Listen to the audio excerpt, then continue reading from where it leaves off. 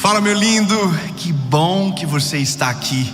Essa é a nossa primeira mensagem da série Simplicidade. E é a primeira mensagem de 2021.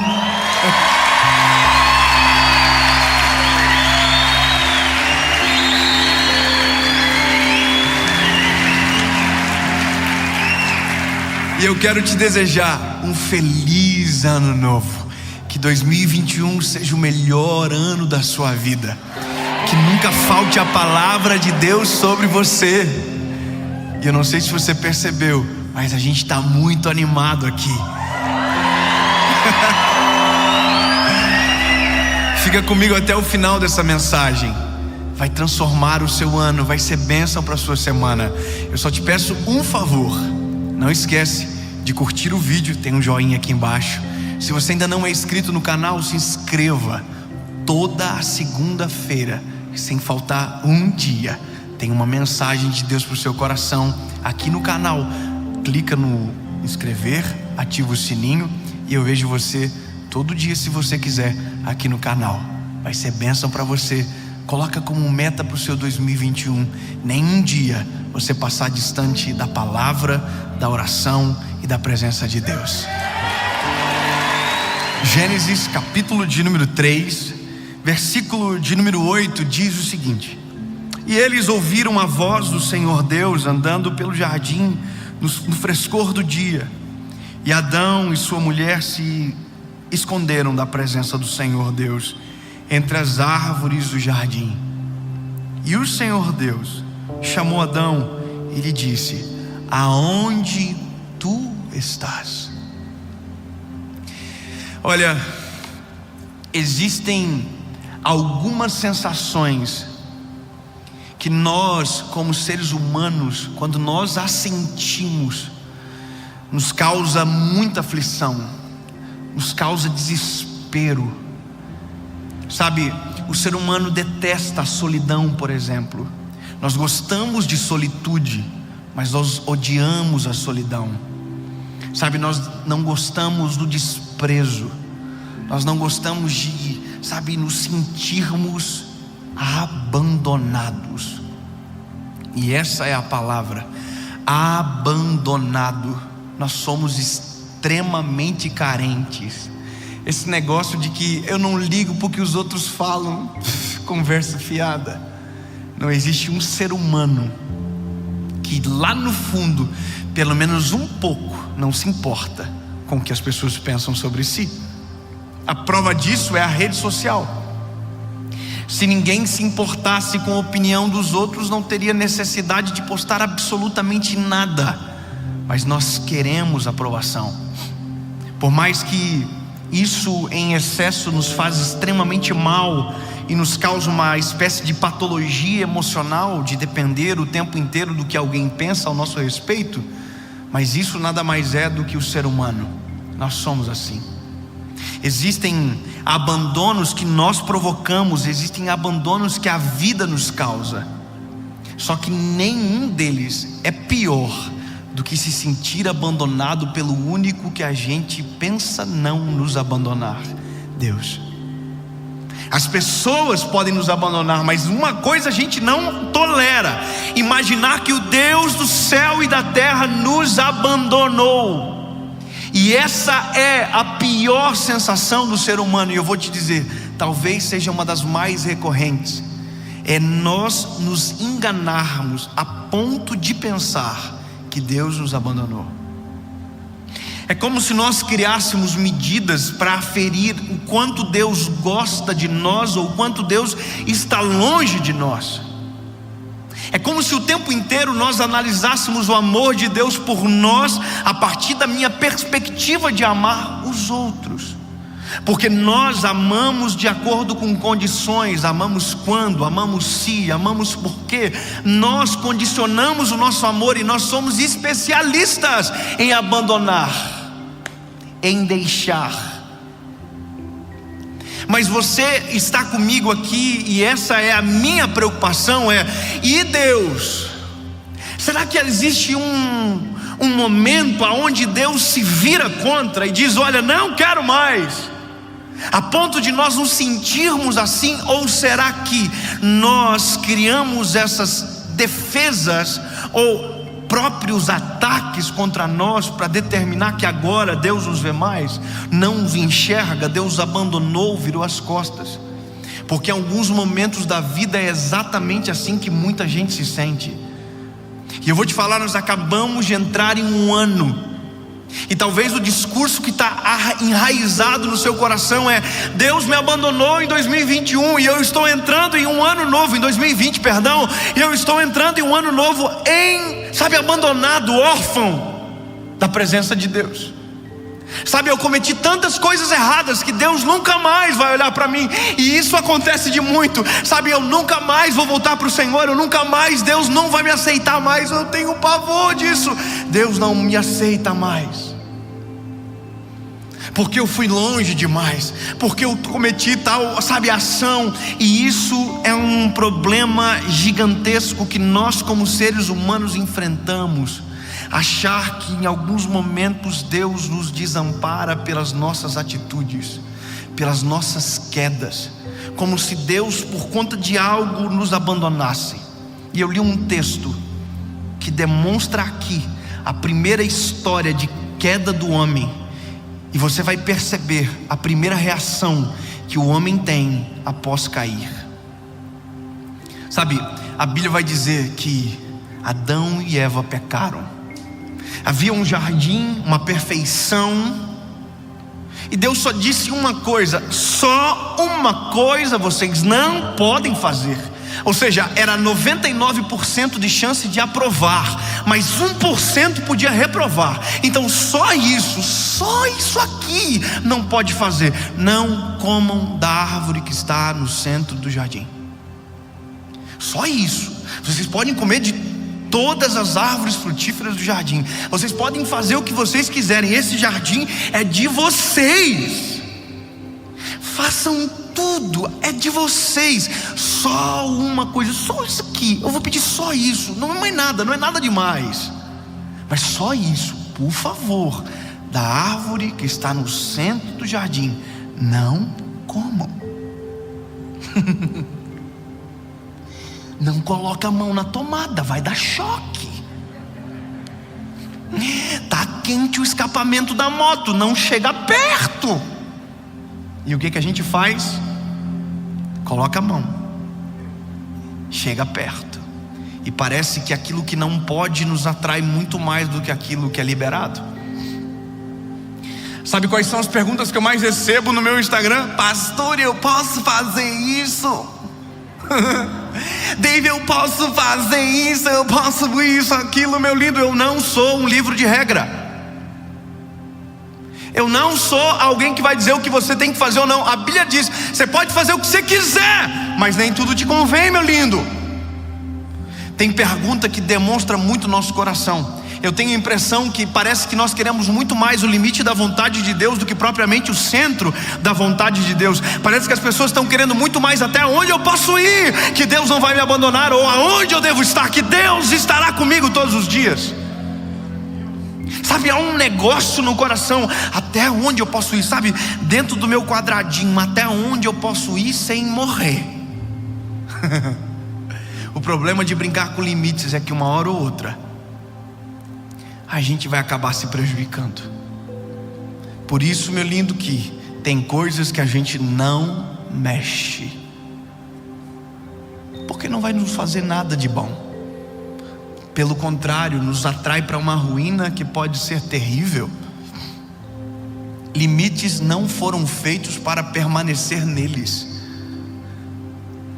Se você tem uma casa com uma sacada, você não vai viver na sacada, você vai viver dentro de casa. A sacada você passa a cada um mês, dentro de casa você passa todos os dias. Mas eu tenho a impressão que o ser humano gosta da sacada da vida e quer morar lá para o resto da sua história, sempre no limite. Cai, não cai, cai, não cai. Não, lindo, o melhor endereço para o ser humano é o centro da vontade de Deus, e lá não há perigo, não há risco, não há medo, não há caos, há uma paz que excede todo entendimento.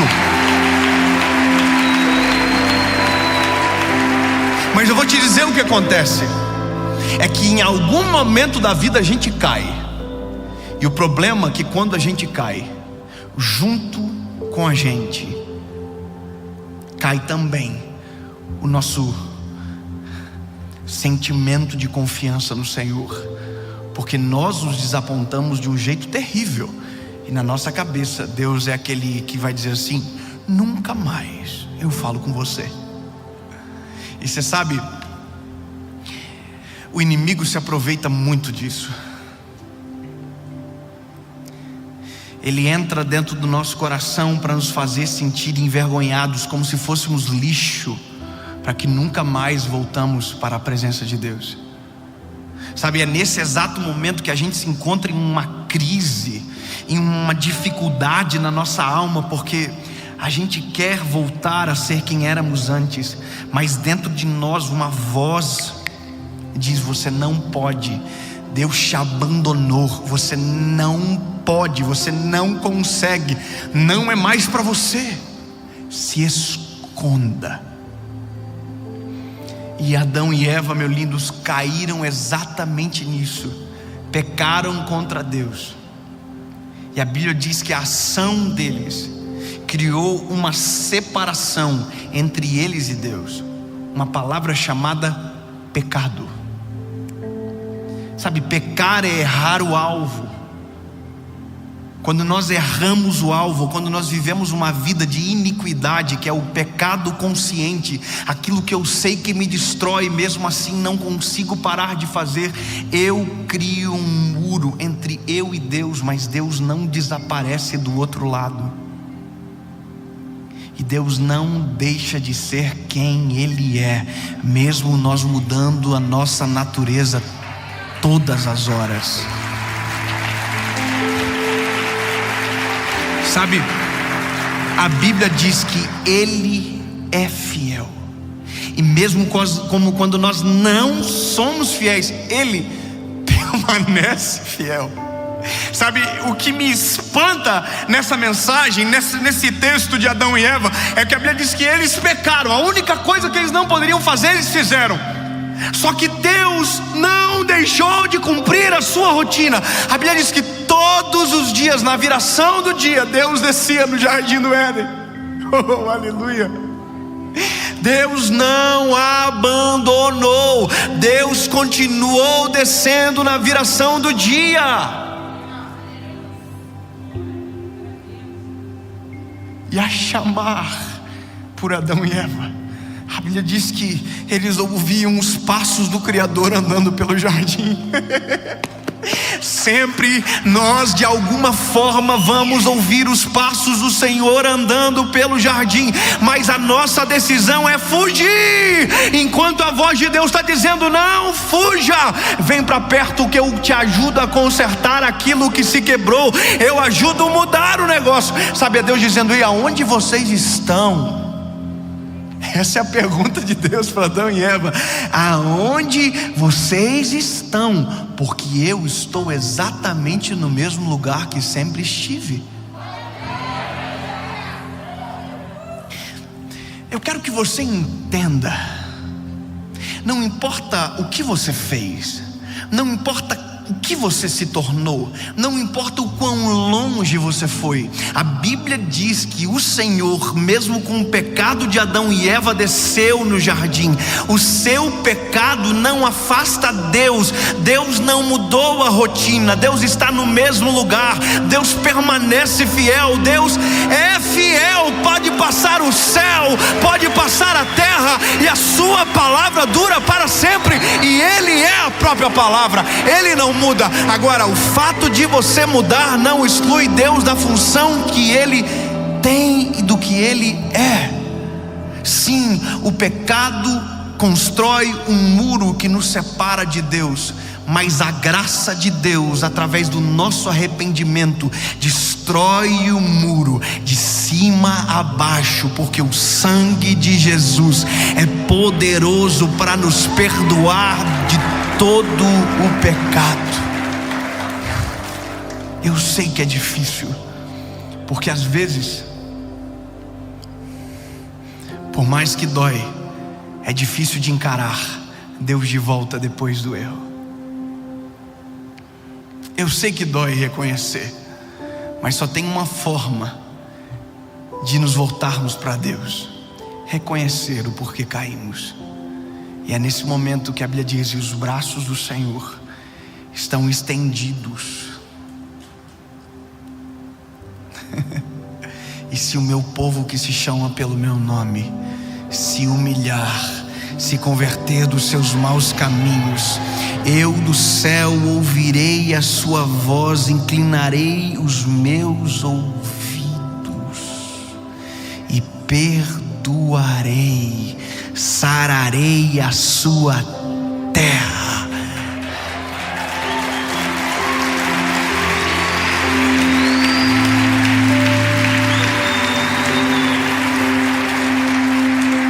Sabe, se a vida, o cenário, as circunstâncias estão tentando te fazer acreditar que o Deus dos céus e da terra te abandonaram como se você fosse um órfão cósmico de toda a criação, eu quero que você se liberte desse pensamento em nome de Jesus, porque em nenhum momento fomos abandonados, em nenhum momento fomos esquecidos. Nós esquecemos do Senhor, o Senhor não esquece de nós. Nós abandonamos o Senhor, mas o Senhor jamais nos abandonará. Saber disso é importante, mas se torna ainda mais relevante quando aquilo que eu sei transforma o que eu sou. Se o Senhor não me abandonou, sabe, chegou a hora de parar de se esconder da voz que me chama no meio do caos e que pergunta: aonde você está? É como se Deus dissesse: eu não te abandonei, para de se esconder, para de fugir, que eu estou no mesmo lugar aonde eu sempre estive, e há uma chance para você. Deus, no nome de Jesus, Pai,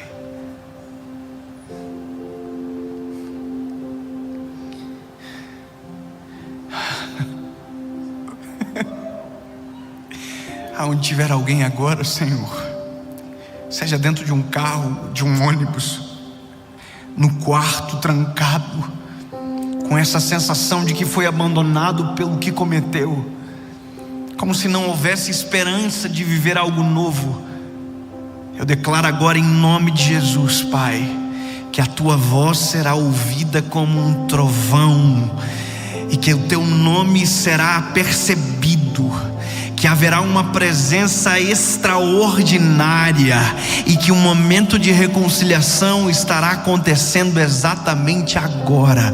Enquanto eu oro aqui, Jesus, eu creio que tem um milagre acontecendo do outro lado, e vidas serão alcançadas agora, em nome de Jesus. Nós não iremos nos esconder, Senhor. Tu és o nosso Pai, e o Senhor não nos abandona. Nos entregamos, nos rendemos, Senhor Jesus. Chega de viver distante de Ti, porque o Senhor nunca nos abandonou, nunca nos abandonará, em nome de Jesus, amém.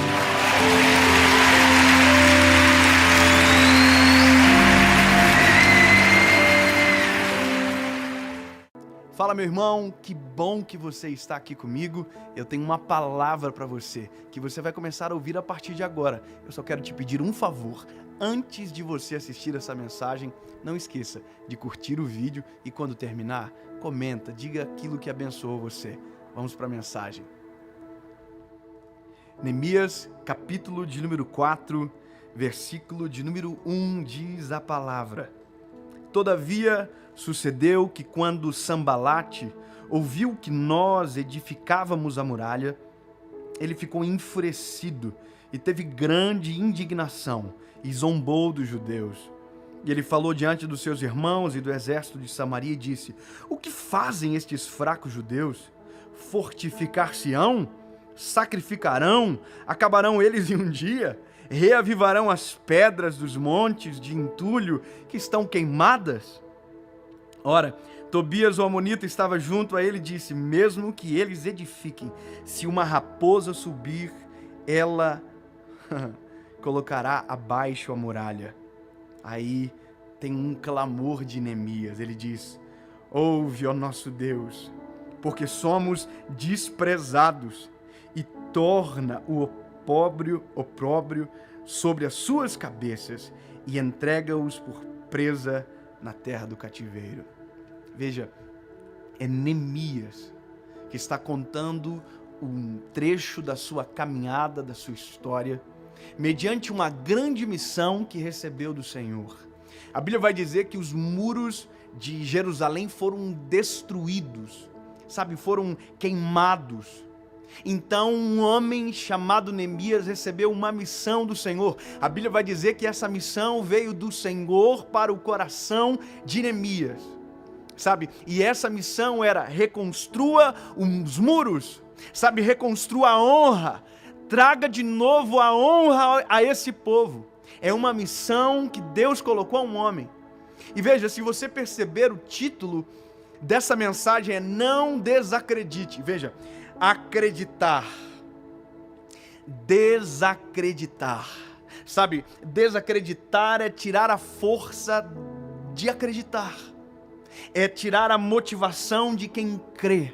E se tem uma coisa que tira a paz de alguém, é quando este alguém ele é desacreditado, desmotivado. Lhe tiram a habilidade de pensar, justamente porque a crítica, ela mexe com as estruturas emocionais, ela mexe com o coração, e muitas das vezes aquele que é desacreditado, ele desanima, desiste, para de fazer aquilo que teria que fazer, porque alguém disse que não será possível. E quando você olha para esse texto, você vê Neemias, que tem um propósito, uma voz de Deus sobre ele, e tem amigos, alguns homens que estão dizendo: ei, não vai dar certo, não é possível, nós não queremos que isso aconteça, nós não vamos deixar que isso aconteça, e se acontecer, não vai durar. Sanbalate está dizendo: não vai durar. Se uma raposa subir em cima desse muro, vai cair o muro. Outra coisa, as pedras foram queimadas, como é que pode fazer? E aí, quando você vê Neemias, você vê alguém que é desacreditado, que não deixa de acreditar. Você vê alguém que está sendo descredibilizado, que não perde a palavra que recebeu do Senhor para cumprir a missão que ele tem. Eu quero que você entenda: mais importante do que uma palavra que te desacredita, é a palavra do Senhor que te diz: vai, segue em frente, ser corajoso, levanta-te, pois nós seremos contigo. É mais importante. Eu vou te falar uma coisa, eu me lembro que um dia Deus me deu o sonho de poder construir minha casa, minha primeira casa. E eu me lembro que quando eu estava com esse projeto da casa, eu fui na casa de um amigo meu e eu fiz as contas de quantos metros quadrados, uma expectativa de quanto eu iria gastar. E eu fui desacreditado por muita gente dizendo: isso não vai dar, rapaz, isso não vai dar certo, isso não vai dar. E aí eu me lembro que um dos cultos que marcaram a minha vida foi o dia que o Senhor me lembrou, através de um homem de Deus, que me deu uma palavra que está na Bíblia, de Esdras capítulo 10, dizendo: ei, levanta-te, pois a ti pertence este negócio, tem de bom ânimo e fazei-o, porque nós seremos contigo. Ou seja, enquanto muitos desacreditam, você tem que escolher a voz que acredita em você. E agora eu não estou falando de um homem, agora eu não estou falando de uma mulher, eu estou falando da voz do Senhor, que acredita, que investe, que envia. A Bíblia vai dizer que quando, Neemias recebeu esse chamado, primeiro, ele entendeu que aquilo que ele faria não era dele, era para a honra e glória do Senhor, era para restaurar a honra de um povo.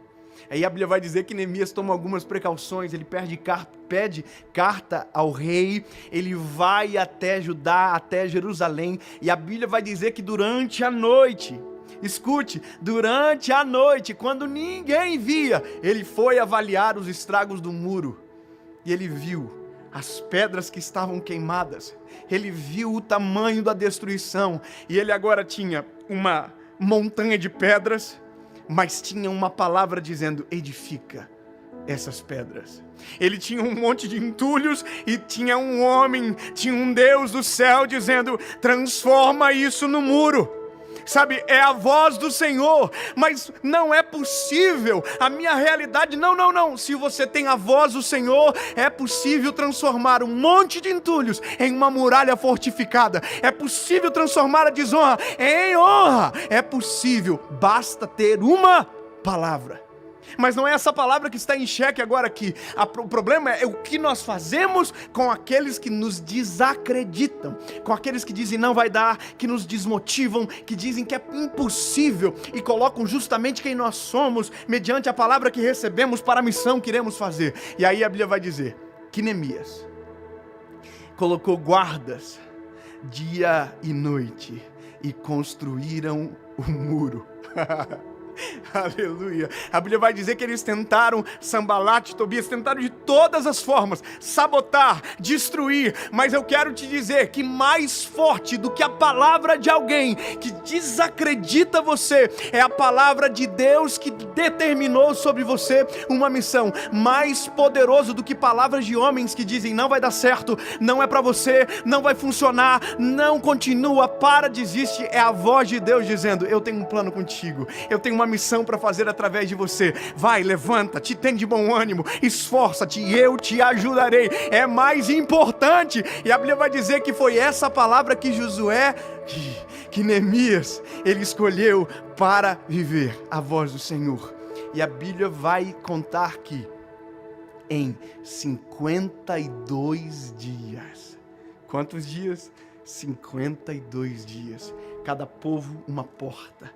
E trabalhavam, e durante 52 dias, Neemias escolheu uma voz para ouvir, e uma voz para dominar o seu coração. E foi a voz de Deus que ele escolheu.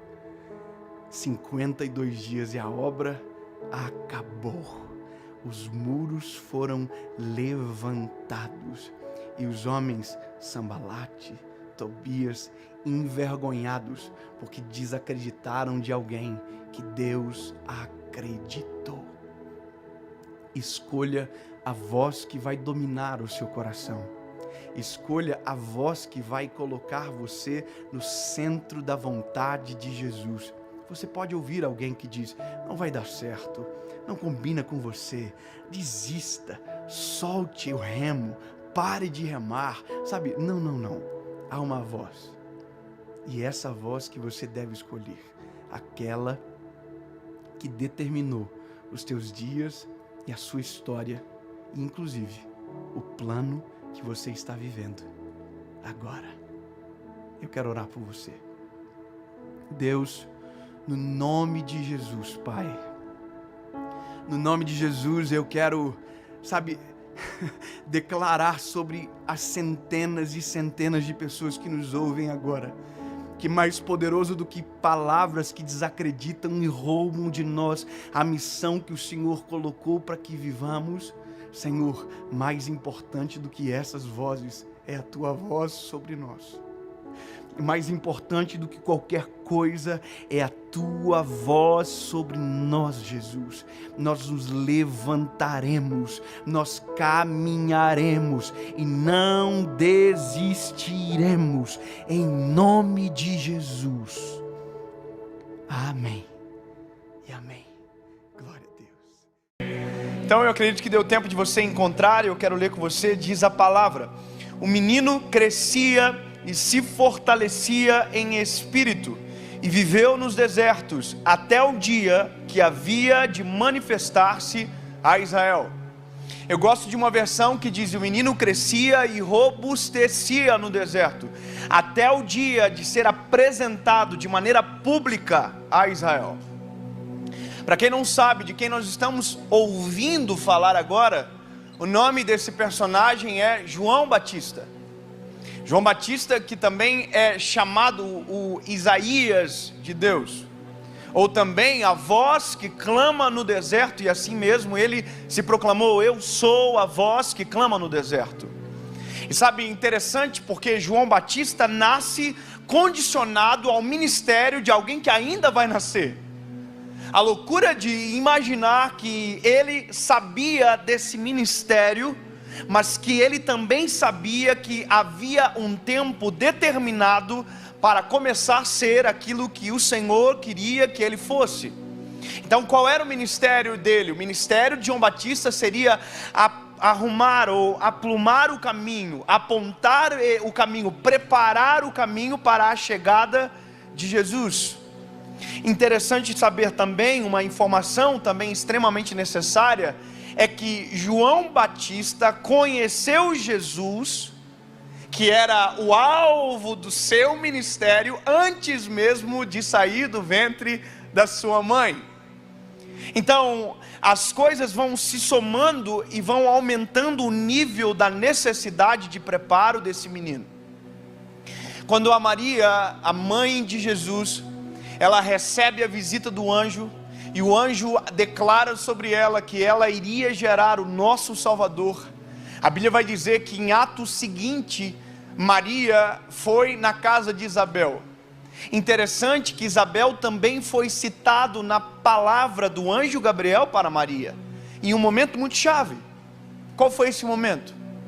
Maria, ela estava um pouco incrédula daquilo que ela iria viver, porque veja, ela era virgem, ela apresenta essas necessidades de dúvida que ela tinha para o anjo. Ela era uma menina, ela estava ainda desposada com José, e ela apresenta tudo isso para o anjo Gabriel, como se fosse então impossibilidades para Deus operar e completar aquilo que havia dito. E aí o anjo diz para ela: mas escute, minha linda, olha para Isabel, ela não era estéril e já não está no 6º mês de gravidez. Ou seja, eu já começo a entender que João Batista é fruto também de um milagre.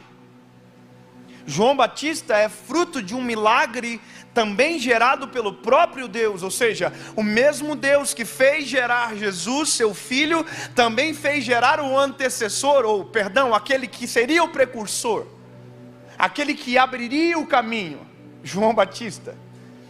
O Senhor está fazendo gerar 2 milagres, porém um está com 6 meses na frente. 6 meses na frente. Grava isso, 6 meses na frente. E aí a Bíblia diz que quando Maria entende esse cenário de um milagre que aconteceu com a sua prima, que é Isabel, ela se sente mais confortável, e a fala de Maria é: então, Senhor, eis aqui a tua serva, cumpra em mim segundo a tua vontade. E a Bíblia diz que o Espírito de Deus entrou dentro dela, aleluia.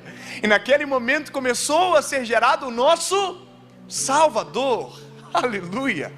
Só que enquanto o nosso Salvador estava sendo gerado, havia uma outra promessa na barriga de uma outra mulher, chamada Isabel, e o nome era João Batista. Maria foi até a casa de Isabel, e a Bíblia diz que quando ela chegou na casa de Isabel, que ela saudou Isabel, o menino que estava dentro da barriga de Isabel saltou de alegria.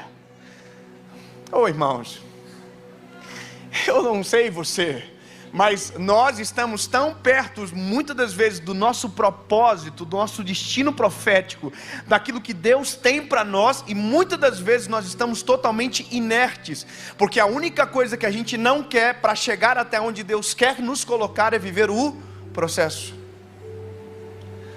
O processo é o que exatamente nos separa entre a promessa que Deus faz, a realização daquilo que é o que o Senhor prometeu. Então agora olha que coisa absurda, esse menino salta de alegria, e esse menino, ele nasce, e ele nasceu quantos meses antes de Jesus? Ele estava adiantado 6 meses. Então esse menino, ele nasceu, esse menino foi criado, e a Bíblia diz que ele foi para o deserto, e ele foi criado no deserto. E a Bíblia ainda usa o plural, nos desertos. A pergunta que me deixa inquieto é saber o que esse menino fez até o dia que ele começou a pregar: arrependam-se, pois é chegada a hora.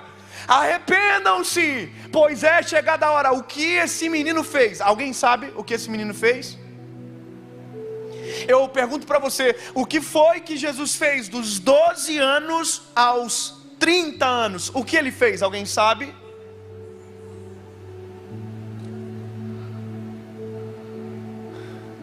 Eu pergunto para você, o que foi que José fez dentre uma idade que ele recebeu a promessa, foi cativo até o momento que ele se tornou o governador do Egito?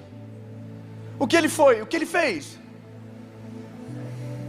Então, se você perceber, a maioria das histórias bíblicas onde Deus revelou algo extraordinário, nos é ocultado uma coisa: o processo. Já parou para perceber que eu queria muito saber o que foi que Jesus fez dos 12 em diante?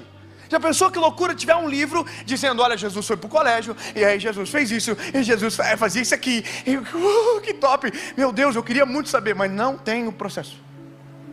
Só tem um momento que Jesus aparece, e o ministério dele já está ativo. E agora João Batista é a mesma coisa. João Batista está no deserto, ele é a voz que clama no deserto. Não, ele só está no deserto, em silêncio, porém no processo. E olha, esse talvez seja o ponto-chave da história desses homens, e a gente não viu absolutamente nada acontecendo, porque o processo é o que justamente forja alguém para viver aquilo que o Senhor deseja. Eu estava me lembrando, eu estava sentado aqui, agora, no lado do bispo, e hoje nós somos amigos. Mas eu me lembro de alguns anos atrás, talvez uns 5 anos atrás, que eu vim pregar em Brasília, e eu me lembro que um pastor que me levou numa pequena igreja para ministrar aqui, ele falou assim, um dia, talvez você vai pregar em igrejas como a Igreja a Comunidade das Nações. Falei, uau, que bênção.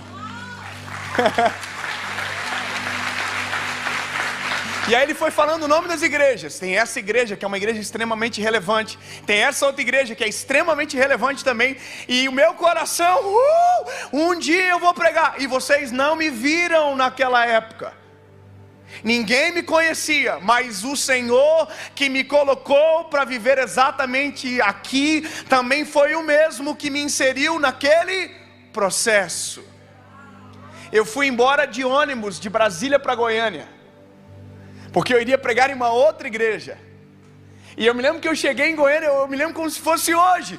Me levaram aonde? Naquele congresso grande do ginásio, da Almadego. E naquela época eu não pregava em lugar nenhum grande. E eu estava lá no meio, e alguém me disse, um dia você vai pregar nesse lugar também. Por que eu estou te falando isso, meu lindo? Porque essa parte da história ninguém conhece. É que dá a impressão que quando nós vemos alguém, Deus honrando, parece que ele chegou agora na história. Quando alguém via João Batista pregando no deserto, com toda a autoridade, a Bíblia diz que as pessoas viajavam para ouvi-lo, parece que ele tinha começado ali naquele momento. Mas ele viveu o processo. E a claridade do que eu quero que você entenda neste lugar é entender o momento da história que você está, e no momento da história que você está, aprender a curtir o momento. E agora é algo extremamente desafiante, porque quando a gente olha processo e destino profético, você vai entender que são realidades totalmente distintas. Já parou para pensar que quando Deus chegou para José, no sonho e de tudo aquilo que ele mostrou, Deus mostrou um destino maravilhoso, mas não mostrou nada, absolutamente nada do processo? Já imaginou se Deus chegasse para José, ao invés de falar, ao invés de mostrar os feixes, o sol, a lua, ele mostrasse para José os irmãos vendendo ele como escravo? Já pensou se ao invés de Deus mostrar para José todas as coisas maravilhosas do que ele viveria, se Deus pegasse e mostrasse para José a mulher de Potifar envergonhando ele dentro daquela casa e fazendo todos pensarem que ele havia tentado alguma coisa contra ela? A pergunta que não quer calar é, se Deus assim o fizesse, você acha que José aceitaria aquilo que Deus queria para ele? Sim ou não? Então peraí, então eu começo a entender o porquê Deus só nos revela o destino e não nos revela o processo. Eu começo a entender o coração de Deus, por que o Senhor faz o que faz e por que não nos revela. Porque se Deus nos revelasse o processo, nós nunca aceitaríamos a vontade dele sobre nós. Eu sou um pregador do evangelho, sou um evangelista, e é engraçado que quando a gente senta na mesa com os nossos pares, ou aqueles que pregam o evangelho, ou são aqueles que são itinerantes, que pregam em muitos lugares, todos têm as suas histórias tristes. É interessante, você já viu? Você senta com alguém, é um tentando contar a história mais triste do que o outro. Eu saí de uma igreja uma vez, e essas histórias, eu fui esquecido. Aí o outro, o quê? Eu fui nem lembrado nem para ir, e as histórias vão ficando pior. É uma loucura, o cara fala assim, eu saí com um pacote de amendoim da igreja. Aí o outro, graças a Deus, se eu tivesse um dia saído com um pacote de amendoim. Sempre tem uma história pior do que a outra. Aí você olha para esses homens de Deus agora, e eles estão vivendo coisas extraordinárias. Mas se perguntasse para eles assim, se vocês soubessem de tudo isso, vocês iriam viver? E aqui tem uma chave importante, uma coisa importante, eles iam dizer, sim, por um motivo, porque eles já estão no lugar que Deus quer que eles estejam. Uma coisa é você estar no lugar que Deus queria que você estivesse, após o processo de perguntarem se valeu a pena. Você vai dizer, sim, valeu a pena. Outra coisa é você estar no início e Deus te mostrar o processo, você vai dizer, não vai valer a pena. Por quê? Porque você não conhece o outro lado da moeda. Você não sabe o que é chegar lá. Então por isso que a nossa maior dificuldade não está depois vivendo aquilo que o Senhor quer, é antes para aceitar a palavra de Deus e encarar o processo de frente. Aqui está o negócio, é aqui ó, quando Deus manda a palavra, quando Deus derrama sobre nós a promessa. Deixa eu perguntar aqui com todo respeito, quem é que tem uma promessa de Deus extraordinária sobre a sua vida? Levanta a mão. Oh, aleluia. Mas quem é que ainda não está vivendo?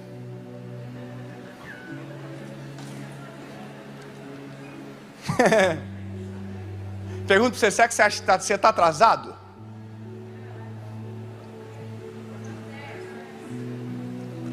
Sabia que dá para ficar atrasado simplesmente por ignorar o processo? Se a gente fala assim, não, eu não estou atrasado, eu estou vivendo o processo. Mas que processo você está vivendo? Você está se escondendo desde que recebeu a promessa, rapaz. Você nunca encarou de frente, você nunca reconheceu que pode ter sido Deus que falou com você. Você nunca começou a agir da maneira que o Senhor tem exigido de você. Até agora você está se entornando no processo. Que processo? Você nem acredita direito na promessa. Sabe, aqui é um ponto chave. Deus derramou uma palavra. Senhor, eu sei em quem tenho crido e sei que é maravilhoso. Eis aqui o teu servo, eis aqui a tua serva. Cumpre em mim segundo a tua vontade. E anda. Ó, tem 15 irmãos animados lá. Isso. Sabe, eu confesso para você que às vezes eu me incomodo um pouco com algumas coisas, porque eu não sou pastor de igreja, então eu não tenho muita paciência de um pastor. Eu sou um evangelista, eu sou mais prático. Então, como evangelista, eu não sei dar um conselho igual o bispo vai dar um conselho, vai falar com calminho. Olha, querido, eu não sei. A pessoa também não é assim? Ah, então é nós dois. Ai, papai, eu não consigo. A pessoa fala assim, olha, Deus mandou eu ir para a direita, né? Aí eu não fui. Sabe o que eu devo fazer? Sabe, ai pastor, Deus mandou eu continuar caminhando e eu não estou caminhando. O que eu devo fazer? Ai, não sei. Começa com an, termina com dando, andando. Sabe, tem coisa que é tão lógica, mas a gente não quer a lógica, porque a lógica vai nos inserir no meio de um processo.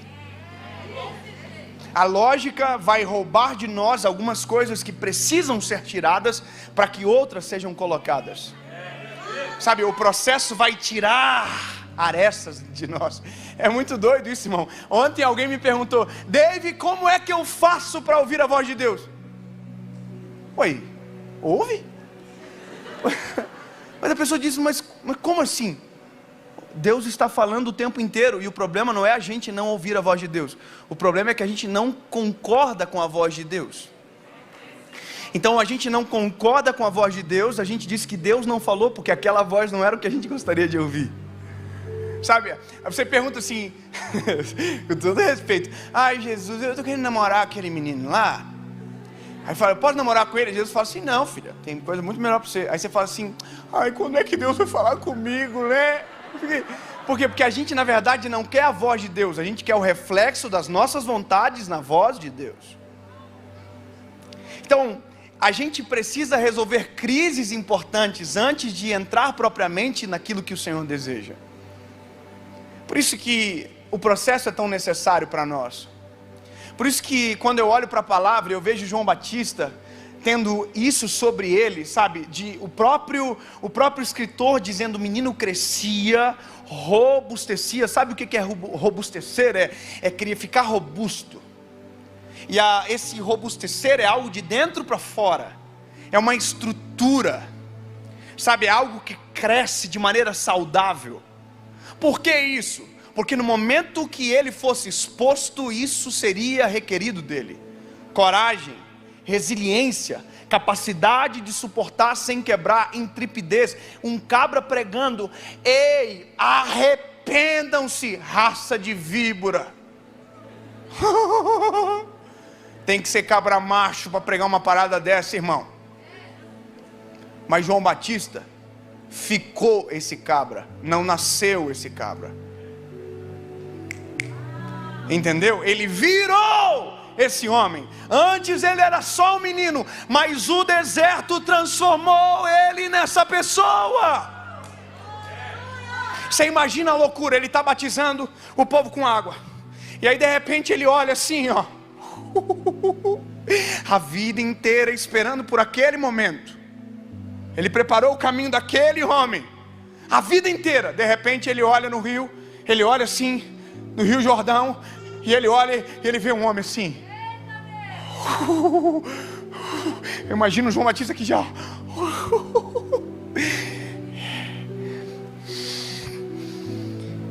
Quem que era o homem? Jesus. Eu vos batizo com água, mas um dia virá alguém que é maior do que eu, que vos batizará com fogo. Oh, aleluia! Ei, sabe o que é a coisa mais absurda do processo?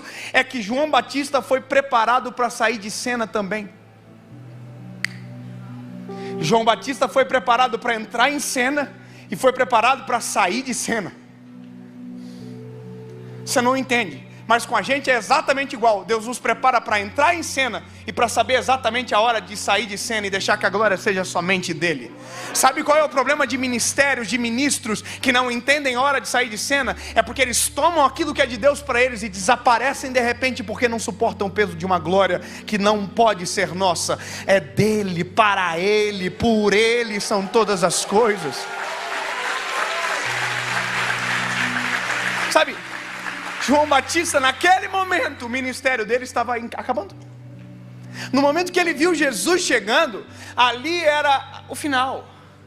Tanto é que logo em seguida ele é preso. E ali o negócio muda. Porque aquele que ele preparou o caminho chegou na história. Jesus. Aleluia. É muita maturidade. E aí ele diz, eu não sou digno nem de atar as suas alparcas.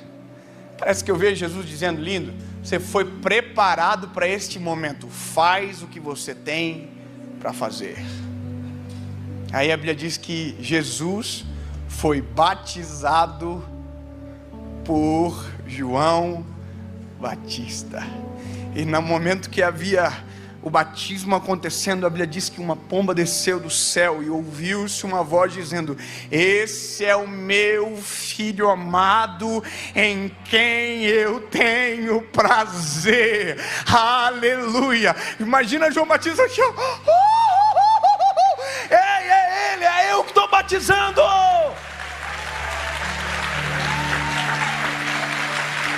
Aleluia. Mas não chegou aqui de repente. Eu quero caminhar para terminar isso aqui já, porque eu vou pregar mais umas 36 vezes hoje. Então eu tenho que ser bem honesto com o tempo. E sem enrolar vocês absolutamente nada, tudo isso que eu falei para vocês, todo esse preparo necessário, tudo, eu consigo ver na minha história em vários aspectos, consigo entender que eu estou no processo para várias coisas ainda. Então, basicamente, a gente não termina o processo. Os processos só se alteram, só mudam. Na verdade, não existe um final, é uma corrida constante.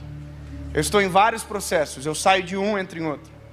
Eu venço um, entro em outro, entende? Não acaba. Ah, tá agora, não, ainda estou em processo.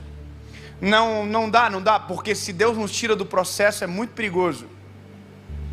O processo vai nos garantindo resiliência, longevidade. A gente não perde a conexão com o eterno. Quem pensa que acabou o processo perde conexão com o eterno. Entende? Então não dá para perder, tá? Estamos no processo. Porque alguém vai dizer, pois é, então você chegou no auge que você queria? Que auge que eu queria, irmão? Eu nem queria isso aqui. Eu nem sabia desse negócio aqui. Sabe qual que é a coisa mais doida do mundo? É que Deus nunca me falou disso aqui. Acho que Deus não queria nem me assustar. Deus não me falou absolutamente nada disso aqui. Deus falou alguma coisa, deu um relampejo de realidade.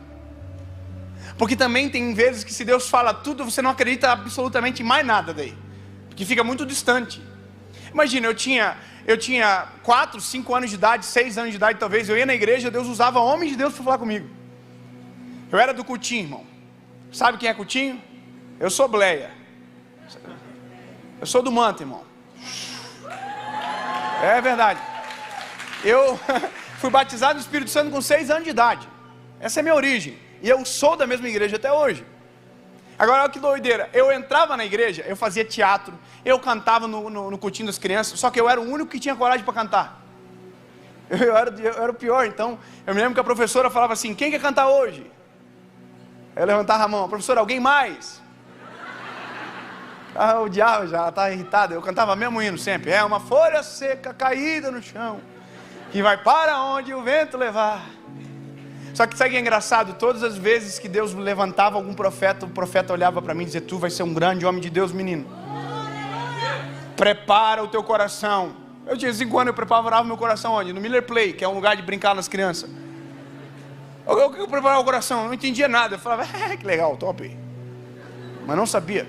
E aí dos meus 15 aos 19 anos, eu fiquei fora da presença de Jesus. Então, eu não sabia de nada isso aqui, irmão. Não tem ninguém pastor na minha casa, não tem ninguém pregador na minha família. Isso que não existe no meu contexto.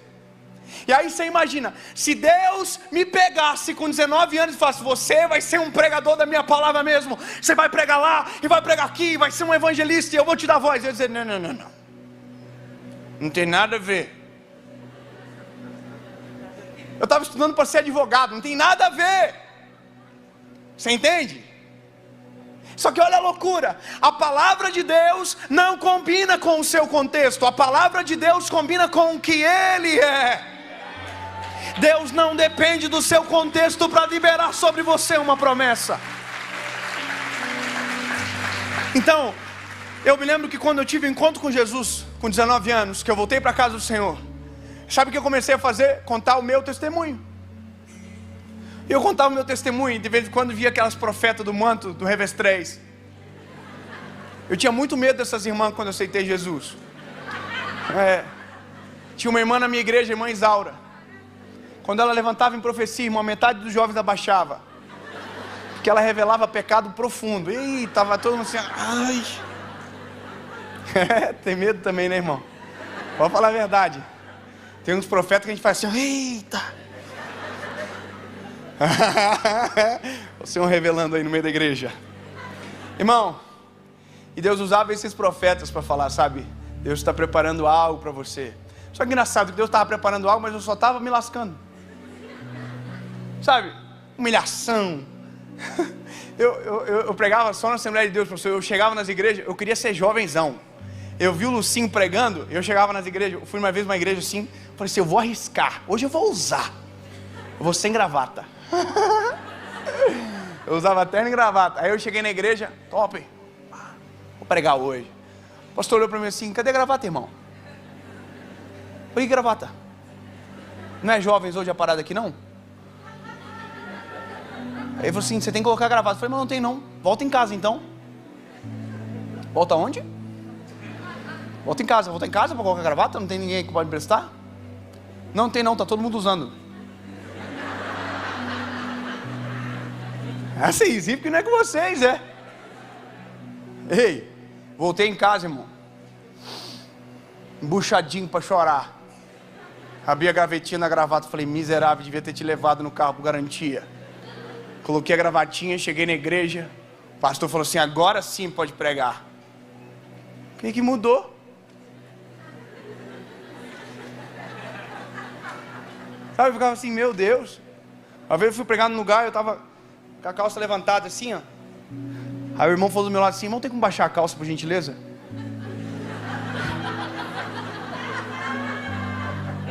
Falei, desculpa pastor, imagina. Ah, agora sim. Eu falei, claro, imagina, uma coisa dessa, absurda.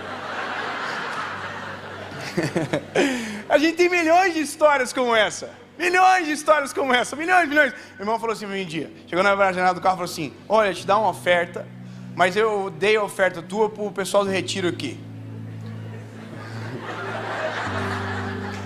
Aí eu falei, irmão, pois é, né? A gente vive disso até, né? A comida da gente é... Falou, na segunda-feira eu deposito pro irmão. Ah, falei, então tá bom.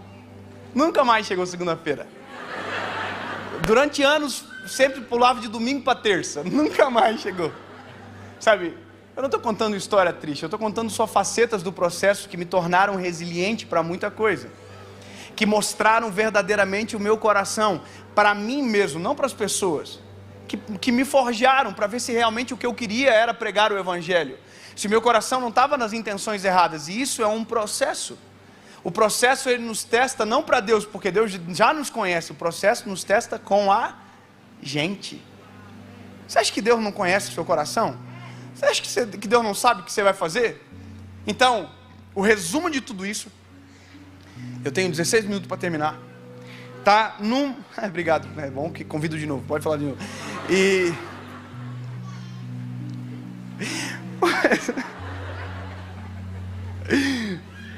O processo está tudo em um texto na Bíblia, Jeremias. E eu termino aqui porque resume todas as histórias. Eu não preciso nem contar nenhuma história mais, não preciso falar nada sobre mim.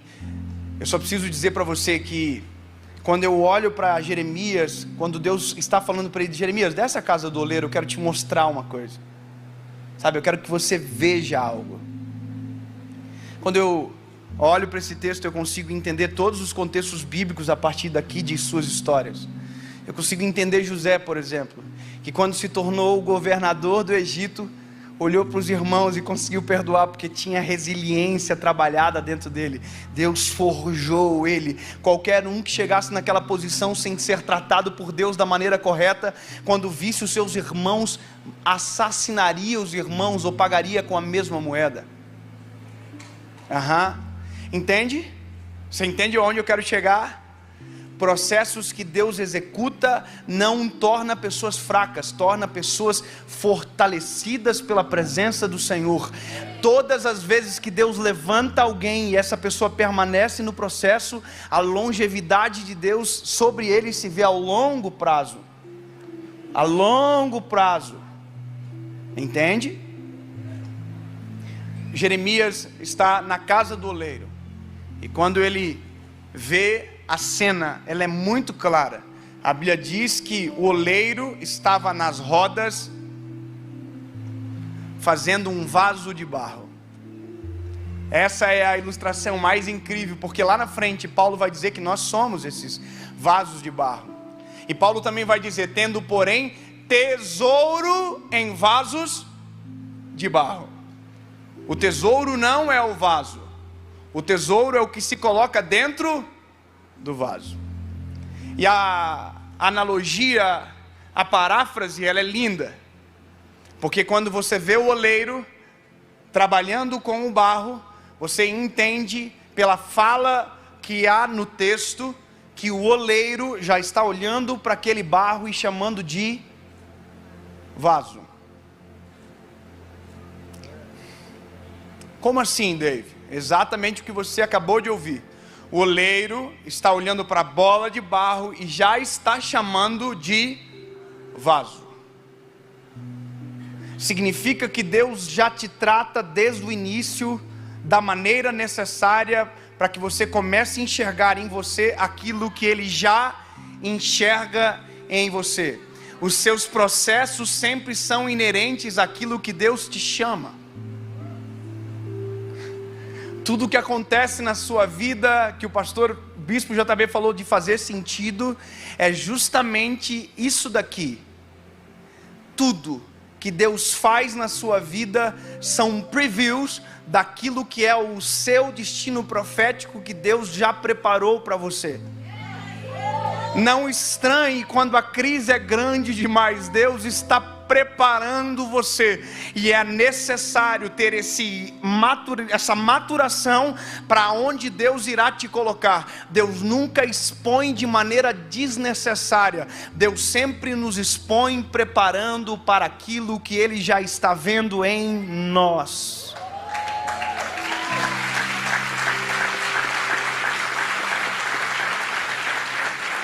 Então, se eu entendo que o Senhor já vê em mim aquilo que eu ainda não sou, eu já tenho que aprender a amar esse homem. E eu tenho que aprender a saber aonde eu devo ficar nessa obra toda. E a Bíblia diz que o vaso fica nas mãos do oleiro. É vaso ou é barro? Não, é barro. Peraí, é vaso ou é barro? Não, é barro. Vaso? Quem acha que é vaso? Quem acha que é barro? Deu uma dúvida agora, né? Não, vamos lá. Do que o oleiro faz o vaso? Barro. Então o que tem na mão do oleiro? Um vaso ou um pedaço de barro? Quem acha que é barro? Levanta a mão. Já melhorou. Quem acha que é vaso? Levanta a mão. Um pouco de dúvida, né? É porque eu preciso decidir o que verdadeiramente importa, que é o que o oleiro diz que eu sou ou aquilo que os outros dizem que eu sou. Oh, aleluia! O que verdadeiramente importa? O que Deus enxerga em mim ou o que os outros dizem ao meu respeito?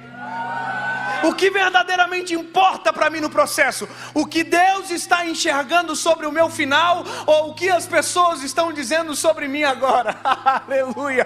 Eu quero ficar fixo naquilo que Deus está dizendo que eu serei, não aquilo que estão dizendo que eu sou agora. Eu posso ser uma bola de barro para você agora, mas o Senhor já está olhando para mim dizendo assim: meu vaso, vou usar, eu sei aonde eu vou colocar, é meu esse menino aí. Sabe, eu me lembro da primeira vez que eu fui pregar na igreja, que eu era adolescente, irmão. E na adolescência eu cambotei, irmão. Eu passava o rodo geral, eu era um péssimo exemplo. Eu já estava com muito mau exemplo dentro da nossa família. E eu me lembro que eu fui pregar nesse congresso já depois de convertido, obviamente, de verdade. E aí eu cheguei na igreja para pregar, o irmão falou assim: antes do David pregar, eu quero mostrar uma foto para vocês.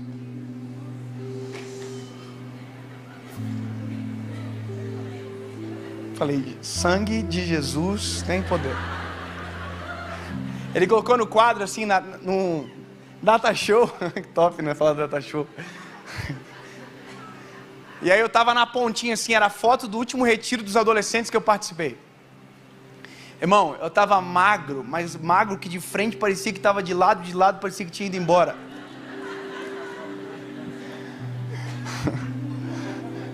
Aí ele falou assim, ó, tá vendo esse garoto da ponta? Esse é o pregador da noite. Eu falei, nossa, que orgulho, vai dar um testemunho top.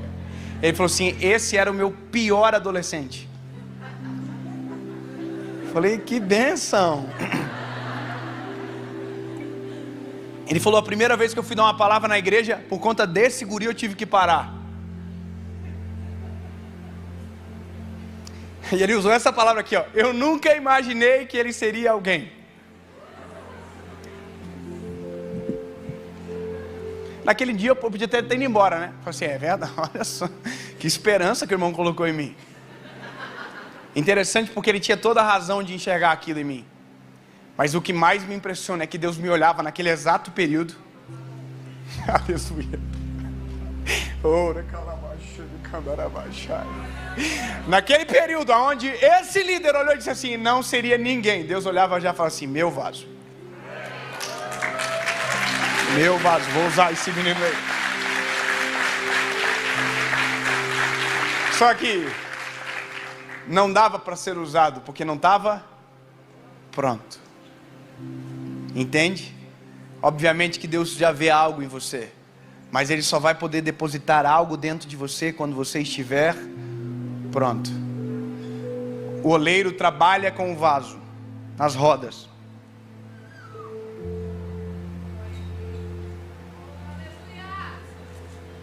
O que tem aqui?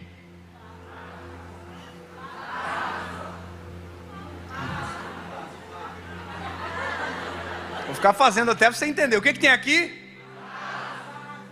Vaso. Mas já dá para colocar algo dentro? Porque ainda não está pronto.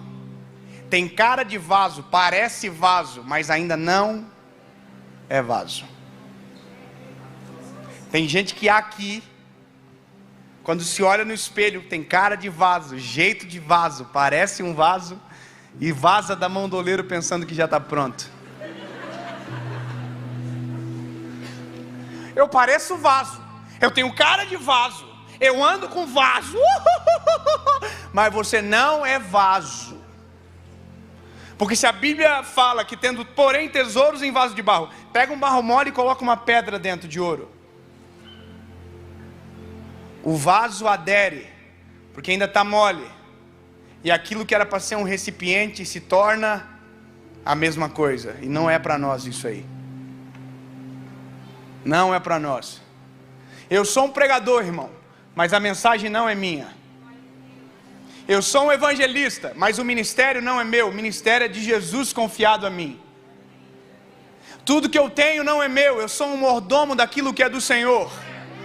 Eu quero que você entenda isso. Quando eu me torno um vaso, eu me entendo que absolutamente nada é meu. Eu sou alguém a qual o Senhor escolheu depositar coisas preciosas dentro. E enquanto eu estiver pensando isso, melhor será para mim. Triste é quando eu começar a pensar que esse ministério é meu, que a mensagem é minha, que o dom... Não. É tudo dele, depositado em mim, para que a honra e a glória seja dele. Eu estou falando nós agora, aqui. Só que, meu Deus, 5 minutos. Estava aqui, né? Está aqui a roda. O oleiro está trabalhando e o Jeremias está na porta.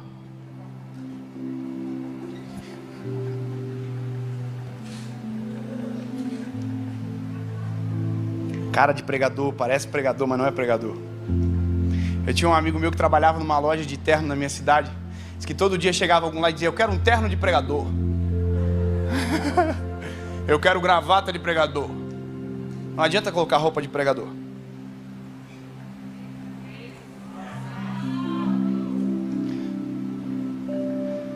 Você pegou? Quem pegou, pegou. O que você quer ser? Quem quer ser médico aqui? Quem quer ser médico? Tem alguém que quer ser médico? Um irmão lá. Sabia que não adianta colocar roupa de médico? Não vira médico. Quem quer ser dentista aqui? Levanta a mão. Tem ninguém para cuidar do nosso sorriso aí, irmão? Pelo amor de Deus, tem que ter alguém. Não? Quem quer ser alguma coisa? Você quer ser o que, irmão? Você é contador? Tem com roupa de contador? Ah, já sei, não adianta usar HP. Usar HP não te torna um contador. O que eu estou querendo dizer para você? Ter aparência de não te torna esse alguém. Porque o que torna você não é a aparência, é o que é depositado dentro. O que te dá autoridade não é a aparência, é o que está dentro. Entendeu? Só que para colocar alguma coisa dentro tem que vencer o processo completo. Aqui eu tenho que terminar, Jesus, tem que acelerar o vaso aqui. Aí ficou pronto. Agora o que o oleiro faz com o vaso? Põe aonde? Ai, meu Deus do céu. Já pareço pregador. Tem um cara de pregador, quero pregar. Diz, não. Agora você vai pro fogo. Meu Deus, eu estou a cara daquilo que Deus queria que eu fosse. Não, agora você vai pro fogo. Vou falar uma coisa engraçada para vocês. Nós somos amigos, bispo, eu vou contar um pouquinho. É engraçado, Deus sabe a hora certa de expor a gente aqui. Há 5 anos atrás, se eu tivesse vindo pregar aqui, irmão, eu entraria aqui me pelando de medo. E não é de vocês, não. É do bispo, irmão. Quem que prega bonito igual esse homem? Que fala exegese, que fala quânticos. É só ele que fala essas paradas no Brasil, irmão. Aí eu tenho uma mensagem simples demais. Como que eu prego na frente desse homem? Aí, irmão, Deus diz, cala a boquinha, não é hora mesmo? Fica no processo. Porque quando você estiver pronto, a sua confiança não vai estar em quem está te ouvindo. A sua confiança vai estar em quem depositou a palavra. Você está entendendo o que eu estou querendo dizer para você? Então hoje, eu olho o bispo, eu sei que ele sabe 1000 vezes mais do que eu. Eu sou mais bonito, mas eu sei que ele sabe muito mais. Só que agora, o que importa não é mais quem sabe mais. Porque agora somos vaso para a mesma função. Para a honra e glória do Senhor, entende? Não é mais aquilo que os outros querem ver ao nosso respeito. Eu fui pregar agora esses dias, depois do Cláudio Duarte. Imagina, irmão. E eu peguei o Cláudio Duarte no melhor dia da vida dele pregando. Até eu estava chorando de rir, irmão. Ele terminou de pregar, o povo... Ai, meu Deus! Prega mais! Eu era o próximo. Irmão, o que eu faço? Eu prego chorando. O Cláudio Duarte, todo mundo rindo. Aí eu subi, irmão. Tem misericórdia de mim. Tu acha que eu vou tentar fazer os outros rir para fazer igual? Mas esse é o risco de quem não está preparado. Tentar reproduzir aquilo que está dando certo para alguém. Sabe? Eu preciso terminar o vaso. E aí? Tirou o vaso, levou pro forno. O forno é aqui, ó.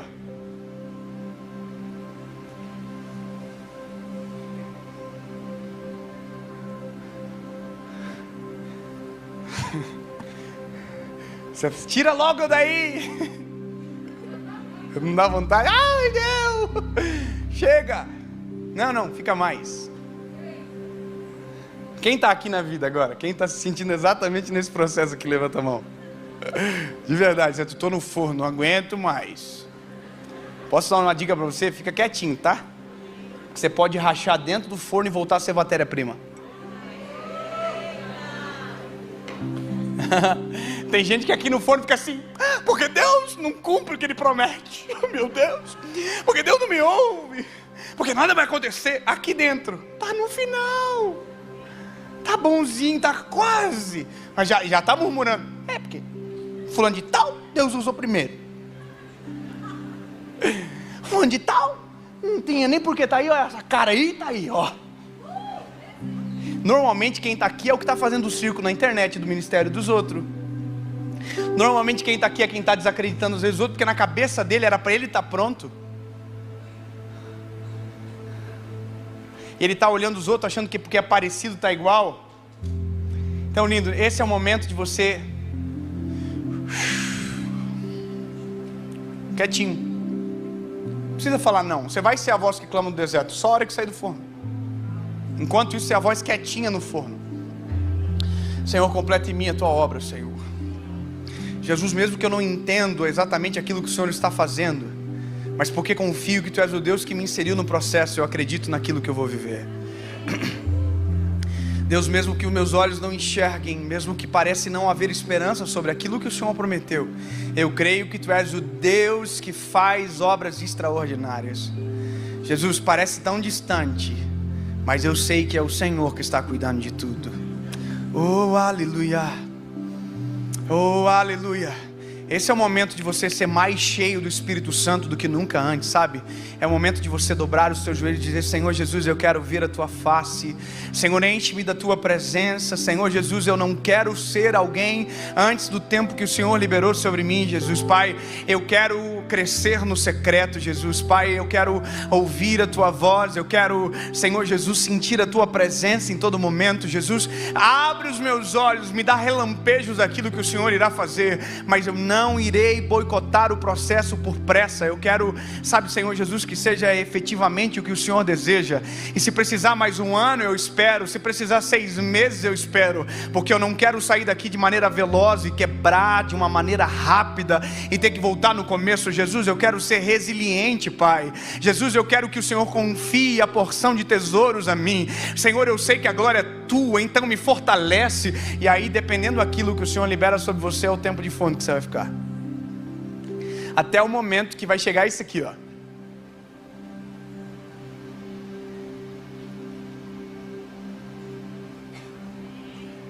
Aí você vai sentir um frescor de fora do forno.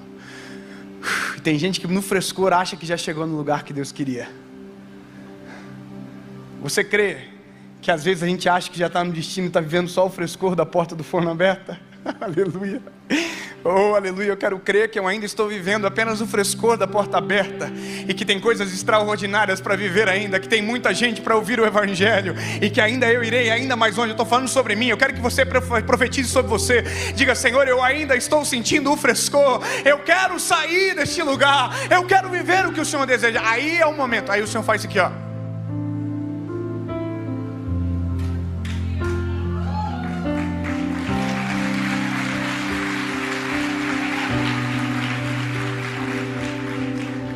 Aí o Senhor vai pegar o vaso e vai colocar aqui um dia.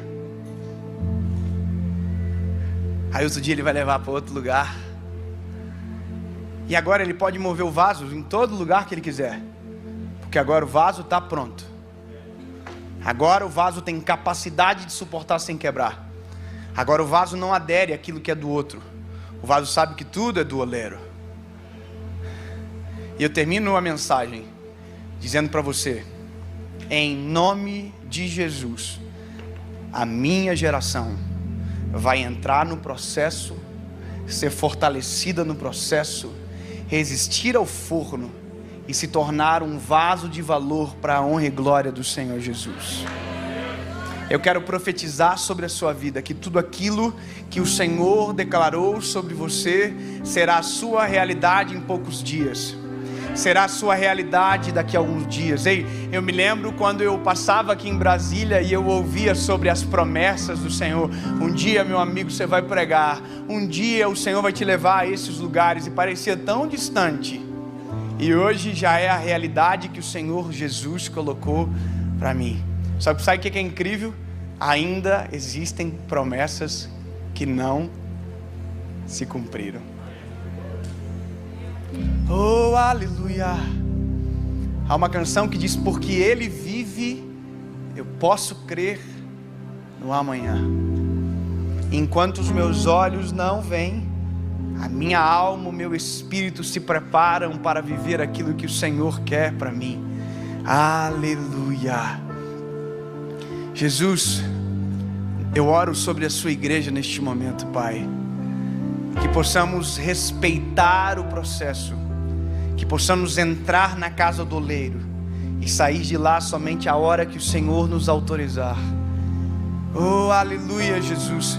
Mesmo que pareça difícil, mesmo que às vezes doa, mesmo que às vezes nos cobre mudanças, Senhor, mas nós não queremos nada além que não seja a Tua vontade. Em nome de Jesus. Amém. Que Deus abençoe. Fala, meu lindo, minha linda, tudo bem com vocês? Que bom que você chegou aqui nessa mensagem.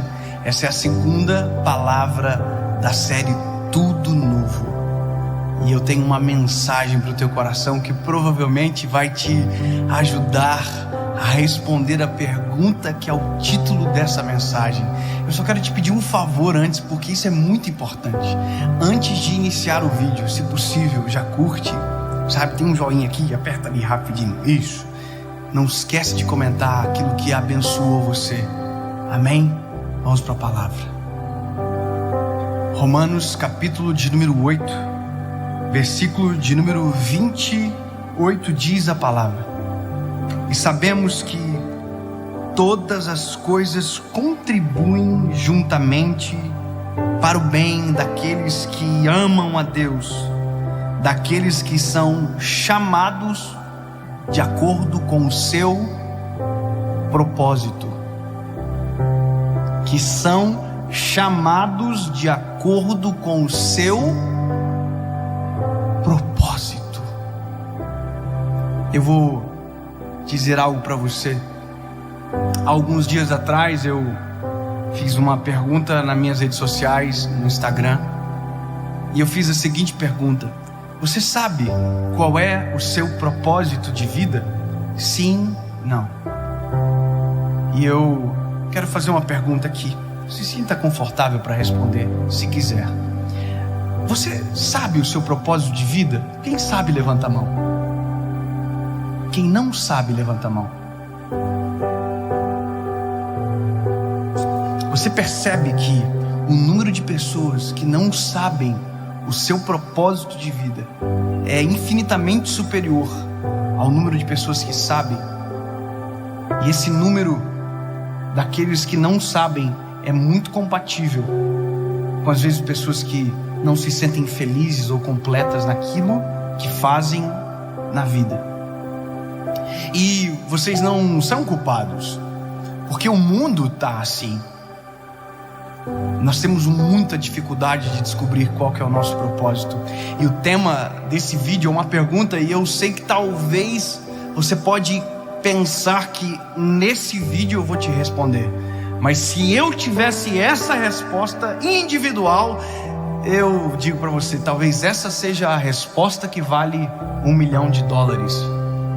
Qual é o meu propósito de vida?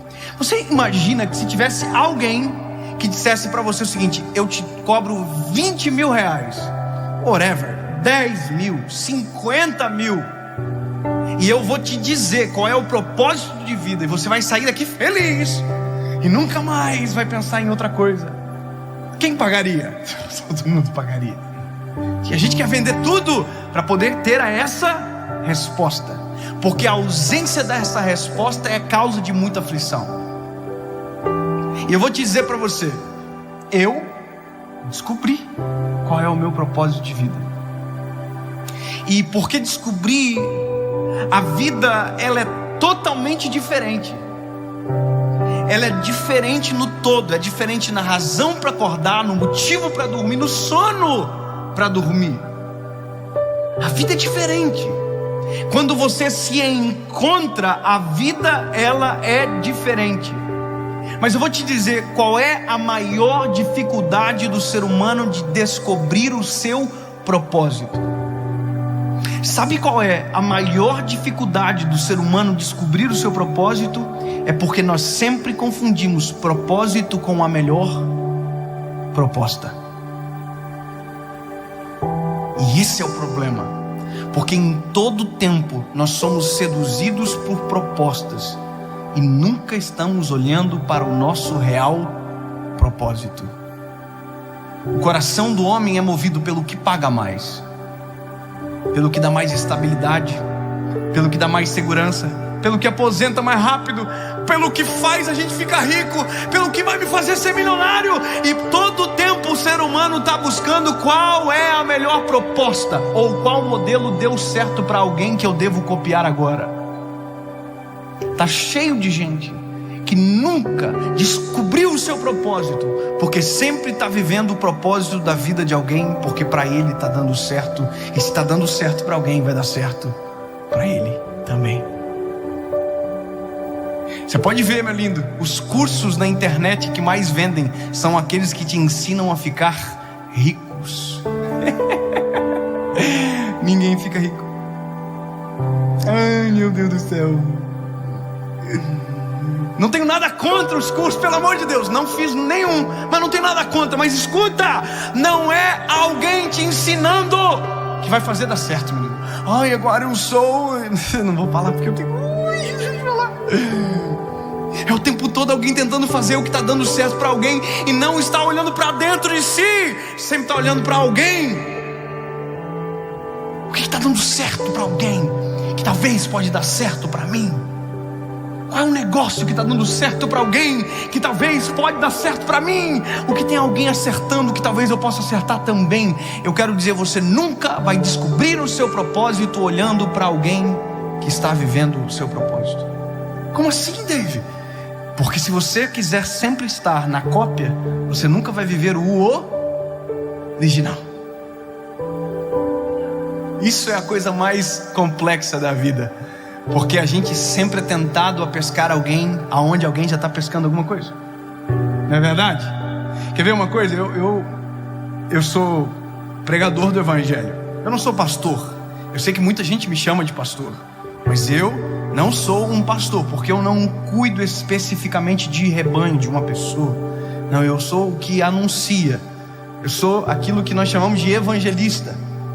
O que um evangelista faz? Anuncia, aponta o caminho, fala o caminho, Jesus. Entendeu? Então eu sei qual é a minha responsabilidade no evangelho. E porque eu sei, nenhuma outra proposta me tira do centro daquilo que eu nasci para fazer. Mas vou te falar um negócio, descobrir foi um parto. Porque eu comecei imitando todo mundo. Eu imitava os outros. Tinha um pastor na época que ria engraçado, que ria assim. Eu ria na pregação. Porque eu queria ser igual. Porque parecia ser um modelo que dava certo. Eu sabia basicamente o início do que Deus queria, mas eu sempre estava tentando copiar alguém. Aí eu lembro que naquela época eu descobri um pastor pregador que é muito bravo. Ele é bravo. Ele é pesado. Tu ouve ele e fala assim, eu sou um lixo. É verdade. Assim, meu Deus, você sai assim, eu vou morrer. É muito pesado. Irmão, eu achei legal. E eu comecei a pregar brabo igual ele. Bravo. Um dia eu terminei de ministrar, desci do altar. Um menino falou assim pra mim, você estava bravo? Eu falei, não. Ele falou, mas pareceu. Eu falei, meu Deus, é porque eu estou copiando o homem. Aí teve um tempo que eu ouvi um outro pastor e ele falava com um tom de voz engraçado, e eu estava copiando o homem, tirando ele de novo. Porque eu quero que você entenda que o teu propósito já está intrínseco na tua identidade. O propósito de Deus para você já está exatamente dentro de você. Eu vou repetir, o propósito de Deus para você, Deus já plantou dentro de você. E enquanto você estiver olhando para fora para tentar viver o propósito que está dentro, não vai dar certo. Agora, quando você inverter a ótica e começar a olhar para dentro de você, para aquilo que Deus já colocou em você, para aquilo que Deus já depositou na sua história, já está dentro de você. Enquanto a sua preocupação for copiar um modelo daquilo que está dando certo para alguém, você nunca vai viver o propósito, sempre a melhor proposta. Mas a melhor proposta não se compara ao teu propósito, porque a proposta pode dar dinheiro, a proposta pode dar sucesso, mas não é a mesma coisa do propósito. Se a proposta te dá dinheiro, o propósito te dá prosperidade. Se a proposta te dá uma boa cama, é o propósito que te dá sono, porque uma coisa não tem conexão com a outra. O melhor da vida não é o que dá mais dinheiro, é aquilo que dá paz para eu acordar e dormir.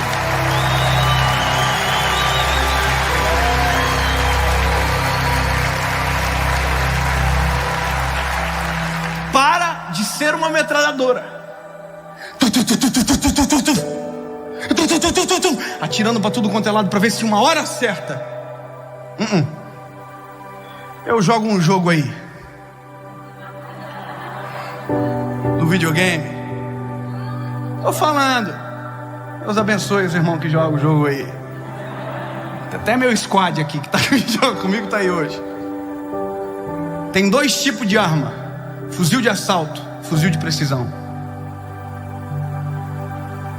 Sabe qual que é a diferença de um para o outro? A quantidade de munição e a letalidade. Você tem 30 tiros. Outro, você tem 4 tiros. Do de assalto você tem 30. Do de precisão você tem 4. Mas sabe qual que é a diferença? É que a cada 4 tiros, pelo menos um você vai acertar. E às vezes, nos de 30, você não acerta ninguém. Porque o segredo da vida não é o quanto tempo você passa atirando, mas é quanto tempo você passa mirando.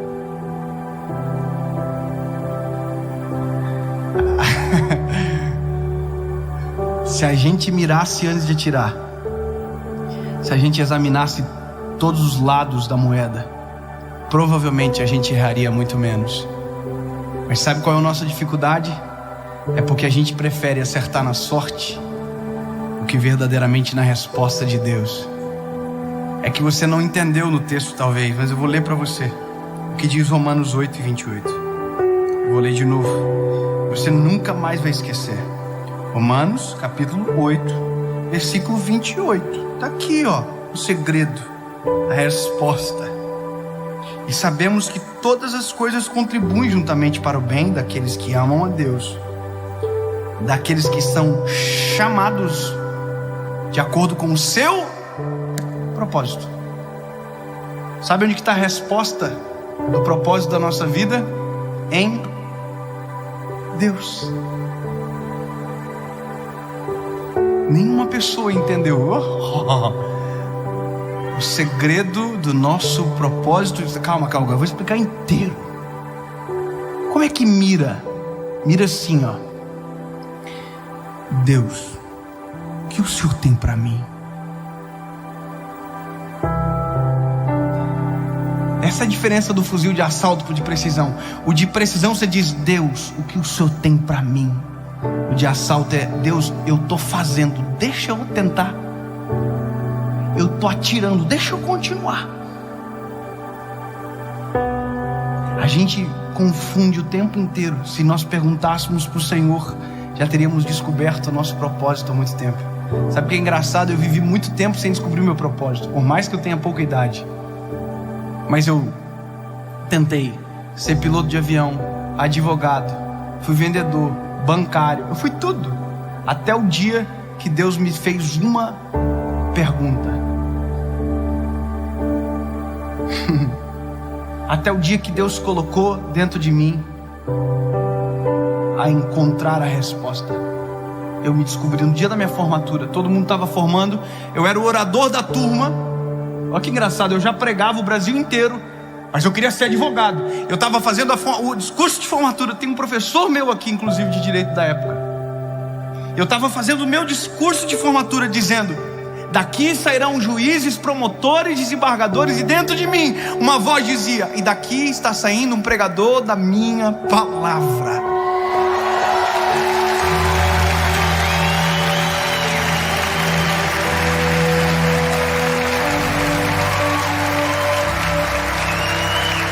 Eu tinha um texto lindo sobre a minha história, e Deus tinha um decreto extraordinário sobre mim. Eu pensei que eu seria A, Deus me fez desde o início para ser B. Enquanto eu tentei ser o A, eu atrasei. Mas o dia que eu disse: Senhor, eis-me aqui, cumpra em mim a tua vontade, seja feito aquilo que o Senhor deseja, eu me tornei exatamente aquilo que Deus sonhou para mim. Pare de bater em muitas portas. Pare de aceitar todas as propostas e comece a cavar pelo teu propósito que Deus já colocou dentro de você. E nunca pense que viver o propósito é ser reconhecido ou visto por alguém. Quer ver uma coisa? A gente desfruta de pessoas que viveram o propósito e a gente não sabe. Porque uma das nuances do propósito é quando alguém é abençoado por aquilo que eu faço. Propósito nunca vai ser um fim em si próprio, sempre vai ativar a vida de alguém. Tá vendo essa luz aqui? Massa, né? Maneiro, a gente aperta o interruptor, acende. Mas um dia um homem chamado Thomas Edison inventou. Tá aqui. Mas um dia foi o projeto da vida de alguém. Sabe o telefone que a gente liga? Sabe ou não? Hoje é fácil, a gente plica e liga para alguém. Mas um dia Alexander Graham Bell inventou esse negócio aqui, que a gente chama de telefone hoje. Tá fresquinho aqui dentro, não tá? Sabe por quê? Porque um homem chamado Carrier inventou esse negócio chamado ar-condicionado. Você tá sentado aí, tá me ouvindo, tá vivo? Sabe por quê? Porque um dia um homem foi para aquela cruz e entregou a vida dele, porque era o propósito nos salvar. Quem vive o propósito alcança a vida das pessoas.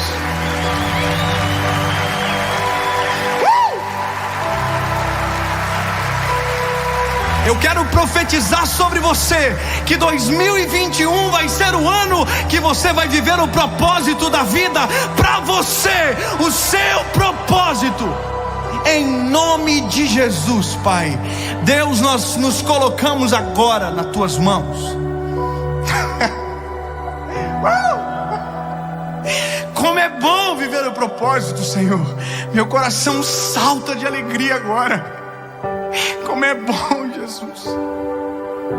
Oh, Pai. Como é bom saber que o Senhor em tudo cuida de nós, Pai. Jesus, ensina-nos a cavar dentro de nós para encontrar aquilo que o Senhor já plantou na nossa essência, o teu propósito para nós, Jesus. Médicos, juízes, professores, historiadores, políticos, músicos, pregadores, homens e mulheres de Deus que vão descobrir o porquê nasceram e para que estão nessa terra. Jesus, usa-os no propósito, em nome de Jesus, Pai. Amém.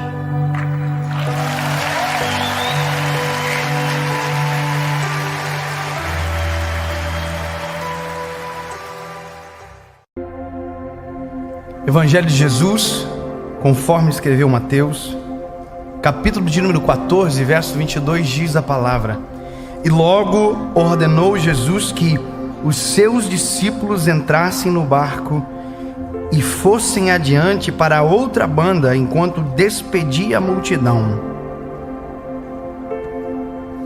Interessante, porque a forma comum de Jesus agir e dialogar com os discípulos até então, não havia imperativos ou ordens, era sempre pedidos, gentileza. Olha, façam isso, vão. Agora a Bíblia diz que há uma ordem que antecede a palavra. Jesus ordenou-lhes: vão. É uma ordem. E Jesus diz: a ordem é: atravessem para outra margem, ou para outra banda, de acordo com a minha tradução.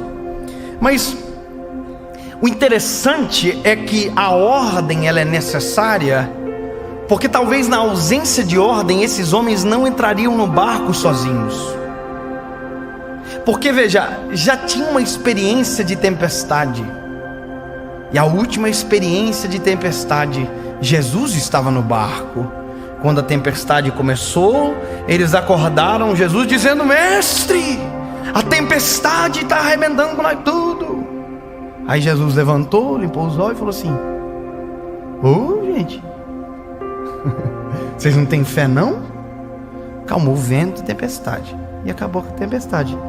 Só que agora Jesus está mandando eles ir e Jesus não vai junto. Imagina a memória deles dizendo para eles o seguinte: olha, se a gente entrar no barco agora, Jesus não vai estar no barco, e a gente vai entrar no mar, e se tiver tempestade, Jesus não está junto. Então para pensar o seguinte, que a ordem, ela é intencional. Se fosse um pedido, ia ter negociação, mas não tem pedido, é uma ordem, e eles vão. E aí eles entram no mar, e aí quando eles estão na metade, a tempestade assola. Deixa eu te contar uma coisa: qual é o pior lugar para se estar? No início, no meio ou no fim? O princípio é o início, porque se você ver a tempestade, você sabe para onde volta. No final, se você vê a tempestade, você sabe para onde corre mais rápido. Agora no meio, você não vê mais nem de onde saiu e nem consegue enxergar onde está chegando. E essa é a pior coisa. E é aqui que muita gente comete as maiores atrocidades da vida. Quando a tempestade vem no meio da história, no meio do caminho, no meio do mar, não vê mais da onde saiu e não consegue enxergar aonde está chegando. E muita gente aqui desiste, pula do barco. A tempestade está forte, mas deixa eu te lembrar um detalhe: o Senhor ordenou chegar no outro. Isso não tem negociação, tem que chegar no outro lado. Mas pastor, a tempestade é muito forte. Mas tem que ouvir a ordem. Não há negociação com tempestade, sem tempestade, mar limpo, mar tempestuoso. A ordem é: vá para o outro lado. Mas a tempestade não vai deixar. Ei, o que é mais forte do que a palavra? A tempestade é mais forte? O vento é mais forte? Não, mais poderoso é a palavra. E a palavra ordenou: vão para o outro lado. Deixa eu te lembrar, quem é este que até o mar, o vento, obedece? A ordem não está só sobre os meninos, a ordem está sobre o mar, a ordem está sobre a tempestade, a ordem está sobre o vento. Todas as coisas cooperam para o bem daqueles que amam a Deus. Se a ordem é ir para o outro lado, não pula do barco, continua dentro do barco, porque o barco que te ajuda a suportar a tempestade te ajudará a chegar no outro lado. Mas a ordem foi dada, então cumpra. A gente tem que parar de desistir no meio do caminho. Puxa vida, quantas coisas que estavam próximas de acontecer e não aconteceram, porque em vez de tirar água do barco, a gente pulou do barco. Porque ao invés de gritar por socorro, a gente pulou do barco. Porque ao invés de a gente clamar o nome de Jesus, a gente pulou do barco. Porque tem gente que pensa que pular do barco é a melhor coisa. A única coisa que ela não entende é que quando ela pulou do barco, a única coisa que tinha de segurança física e tangível, a onda levou, e ela ficou à deriva. Deixa eu te dizer uma coisa, meu lindo.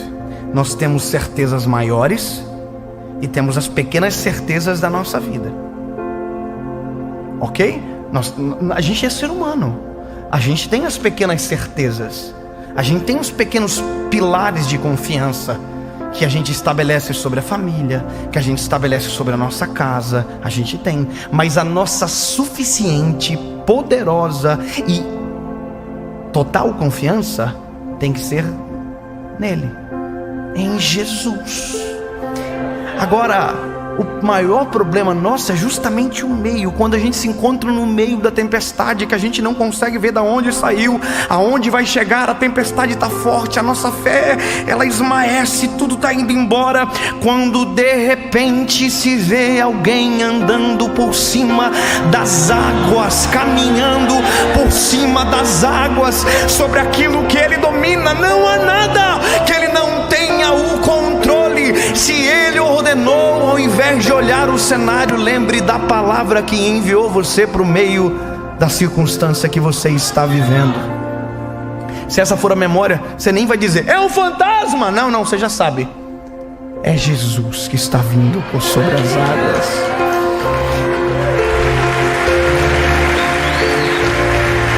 A Bíblia vai dizer que Jesus está andando sobre as águas, e eles gritam dizendo: é um fantasma. Você está vendo que na hora da dificuldade, até quem a gente devia enxergar, a gente não entende? Na hora da dificuldade, até aquilo que é maravilhoso, extraordinário, a gente deixa sufocar pelo medo. Está na hora de a gente escolher as informações que dominam o nosso coração. E a informação perfeita aqui para essa cena é: atravessem para o outro lado. That's it. Jesus vem andando sobre as águas e diz: é um fantasma. Jesus diz: não, sou eu, fica tranquilo. Aí Pedro olha para Jesus: se é você que está aí mesmo, me chama que eu vou contigo sobre as águas.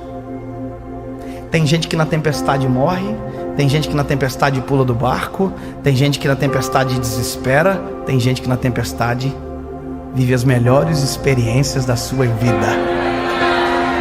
Imagina, Pedro olhou Jesus, Jesus olhou para ele e disse: vem, filho.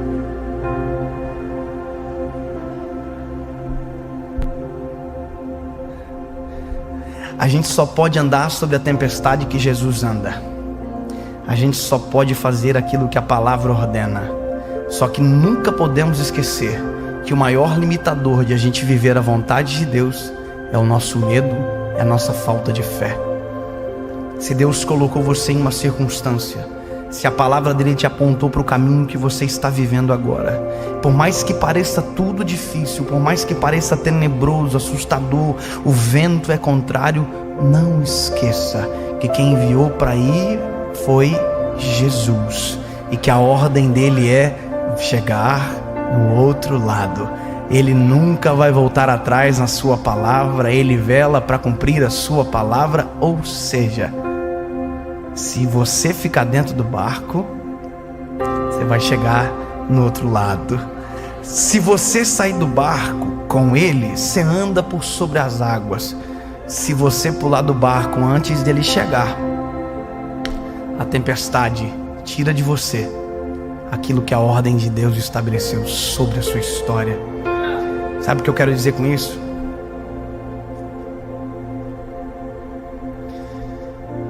Não suicida.